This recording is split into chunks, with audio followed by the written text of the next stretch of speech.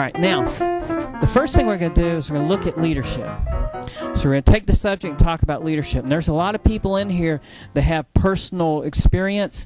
So what I want you to do is add your personal experience and challenge what I say. And add, if it goes along with us, what I say is great. If it's exact opposite what I say, it's great. Just challenge what I say, because the value in this class are the minds in this class, because it's more valuable than anything I could say is to get the opinions of everybody in here. Right? Okay, so this is one of the models that was in the book, and I tried to add something to it. Okay, so it's some direction you're trying to get to, or some decision you're trying to make.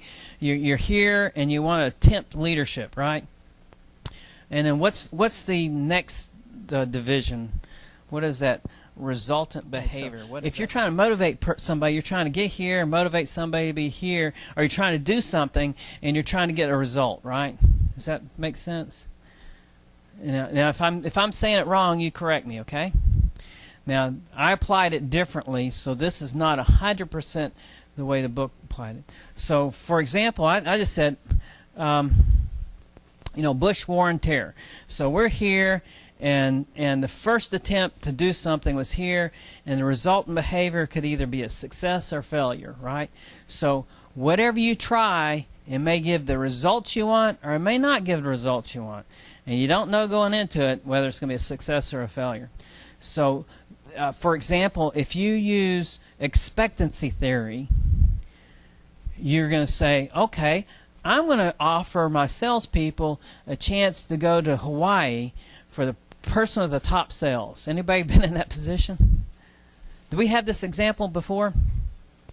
This was based on a real study, kind of a design of experiment study. And if you think of design of experiments, think of a black box. The black box has a whole bunch of knobs on it. And one knob goes from A, B, C, right? Next knob goes to 1, 2, 3. Next knob goes to W, X, Y. Okay, if I put it on A and everything else set on the first notch, then I'll get a result. Then I can put it on B and get a result, and C get a result, and D get a result. Or I can put it on A and then turn the next one click, and then leave everything the same. Then turn the B and turn the next one 2 clicks, and I can go through that, and I can see what the best combination of things are, right?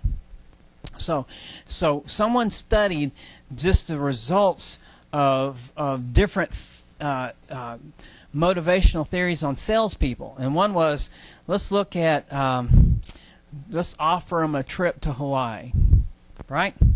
Did that improve sales, or did that hurt sales? Did that improve motivation, or did that hurt motivation?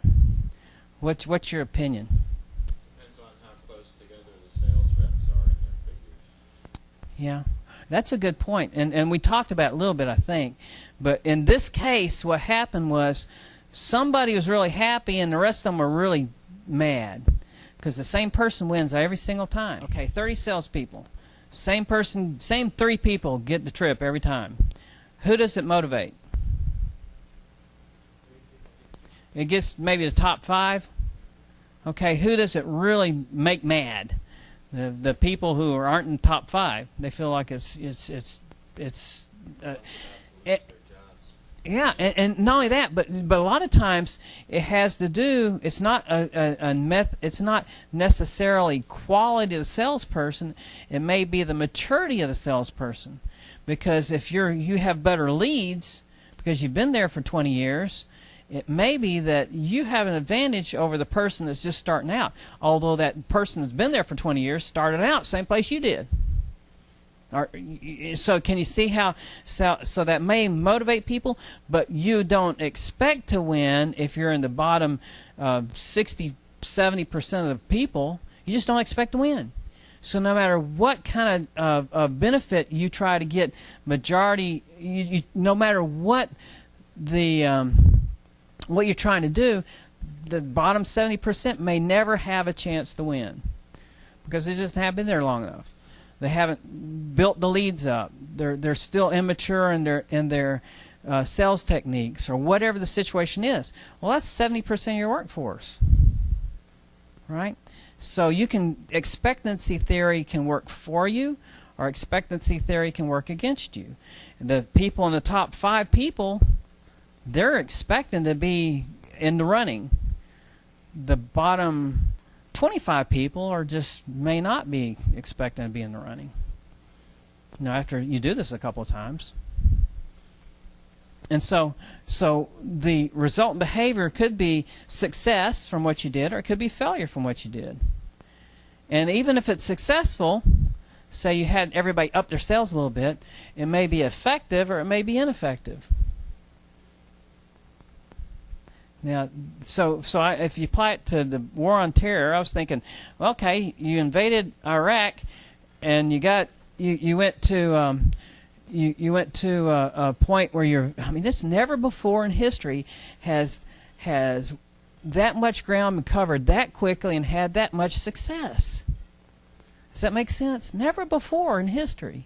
However, was it effective or ineffective in the ultimate goal? So that's the other thing. You can have success and still be ineffective, or success and be very effective. Does that make sense? And I was just trying to, at the time, this was fresh at the time. So now it's a little further and we know a lot more and all kinds of things. But you can apply that to other things too.